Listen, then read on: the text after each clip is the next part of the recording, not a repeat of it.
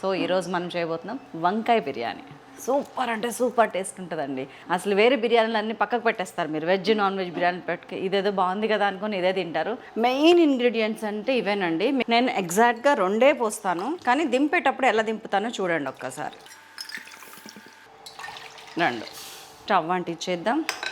దీంట్లో ఇదిగోండి జాజికాయ ఒక్కటే, అనాస పువ్వు స్టార్ అనీస్ ఒక్కటి, ఒక్క యాలుక, 2 లవంగాలు, చిన్న చెక్క ముక్క, చిన్న జాపత్రి అండ్ అల్లం వెల్లుల్లి పేస్ట్ అయితే 1/8 టీ స్పూన్, బిర్యానీ ఆకు, రైస్ ఉడకటానికి ఇవన్నీ, ఒక పావు టీ స్పూన్ ఉప్పు. ఇది పక్క స్టవ్ మీద పెట్టేస్తున్నా. ఈ లోపు మనం ఇది బిర్యానీ పాత్ర డైరెక్ట్ తీసేసుకుంటున్నా. ఇదిగోండి ఫస్ట్ అన్నిటికంటే ఎక్కువ పల్లీలు టైం పడుతుంది. పల్లీలు తీసేసుకుంటున్నా. అవి కొంచెం వేగుతాయి. పల్లీలు 75% వేగింది, అంటే ఒక 3 మినిట్స్ వేగినాయి. ఇదిగోండి దీనిలోకి మళ్ళీ ఒకటే యాలుక, గిత్తత్త జాపత్రి అంటే చిన్న బిట్, ఒక పావు ఇంచు చెక్క, 4 లవంగాలు వేస్తున్నా. ఇదే మన మసాలా. ఇది వేస్తూ ఇంకా బాగా వేడెక్కింది కాబట్టి సిమ్లో చేసి ఇదిగోండి 1 టేబుల్ స్పూన్ ధనియాలు వేస్తున్నాను, 1/2 టీ స్పూన్ జీలకర్ర వేస్తున్నా, 1 టీ స్పూన్ నువ్వులు, 1 టీ స్పూన్ పచ్చిశనగపప్పు. రైస్ పొంగొచ్చింది, నేను బియ్యం వేసేస్తాను అందులో. సో బియ్యము కడిగినవి మంచిగా వేసేస్తున్నా. దీన్ని అలా ఉడకనిద్దాం. దీన్ని ఇలా మంచిగా సిమ్లో వేగనిస్తున్నా. అది వేగుతూనే ఉంది. నేను పచ్చి కొబ్బరి కూడా వేసేస్తున్నాను చూడండి.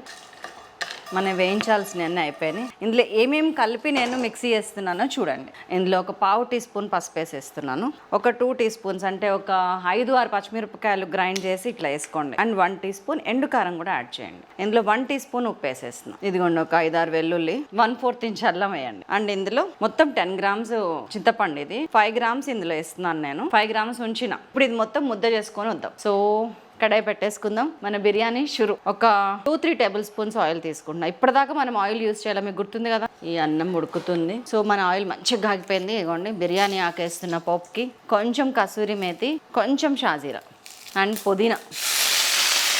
ఫ్లేవర్ కోసం జస్ట్ ఒక 4 ఆకులు వేయండి.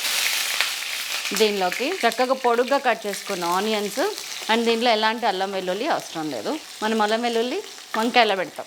ఇది మంచిగా ఎర్రగా వేగనివ్వండి. మీడియం ఫ్లేమ్ పెట్టాను.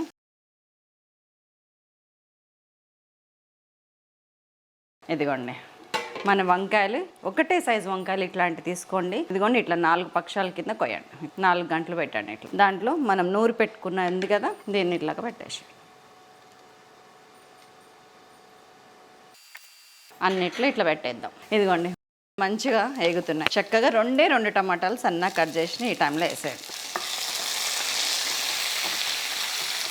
అండ్ ఇందులో కొద్దిగా ఉప్పు చల్లుదామా లైట్గా. ఇదిగోండి ఈ స్టేజ్కి వచ్చింది, ఇంకా ఉడకాలి. ఇదిగోండి మన వంకాయలు రెడీ అయిపోయినాయి. దాని మీద మంచిగా పేరుస్తున్నాం. ఇంకా ఇంత పేస్ట్ మిగిలింది. మనకి గ్రేవీ ఎంత కావాలో అట్లా కొంచెం లైట్. ఇంకా దీన్ని వేరే కర్రీస్లో కూడా మనం వాడచ్చు, చాలా టేస్టీగా ఉంటుంది. అండ్ దీనిలో మనం మిగిలిన చింతపులుసు 5 గ్రాములు ఉంది కదా, ఒకసారి అన్నీ పైకి కిందకి కలుపుమా. That's all. ఇప్పుడు ఏం చేశారంటే సింపుల్గా పోయి కంప్లీట్ సిమ్ పెట్టండి. ఇదిగోండి అన్నం నీళ్ళుగా పలుకుగా ఇట్లుంది. దాదాపు 75% ఉడికింది అన్నం. కరెక్ట్గా టైంకి వచ్చింది చూసారా. దీన్ని కంప్లీట్ సిమ్ పెట్టాను. ఒక 1/2 అవర్ సిమ్లో మూత పెట్టండి, సరేనా. 1/2 అవర్. ఇదిగోండి పెంక పెట్టాను చూసారా కింద. ఇక్కడ ఒక 15-20 నిమిషాల తర్వాత ఇట్లా పెంక పెట్టాను. సో దట్ ఏంటంటే వేడి స్ప్రెడ్ అవుతుంది, మంచిగా ఉడుకుతుంది. 30 కాదు 35 మినిట్స్ అయింది. అన్నం చూసారా ఎట్లా ఉందో. అండ్ ఒక్కసారి వంకాయని చూడండి. ఇది మన వంకాయ మెత్తగా ఉడికిపోయింది. ఇది మన అన్నం. అండ్ ఇప్పుడు ఏం చేస్తారంటే టేస్ట్ కోసం నెయ్యి వడ్డించుకోండి. That's all. ఒక్కసారి పైకి కిందకి తిప్పుదామా. కర్రీ చూసారా ఎంత బాగుందో. ఇదండి మన వంకాయ బిర్యానీ. స్టవ్ కంప్లీట్గా బంద్ చేస్తున్నాను నేను. నెయ్యి కూడా కలిసింది. ఇప్పుడు మంచిగా దీనిలోకి ఎలాంటి కర్రీ అవసరం లేదండి, ఎందుకంటే ఈ వంకాయ జిదిపితే వచ్చే టేస్ట్ ఉంది చూసారు, అది చాలా బాగుంటుంది. సుమి ఇగోండి వంకాయ ఎలా ఉడికిందో చూపిస్తుంది. ఇంత వేడివేడిగా తింటే ఇగోండి ఇంతలా ఉడికింది. చాలా బాగుంటుందండి ఇది టేస్ట్. ఇంకా నేను మాటల్లో చెప్పలేను.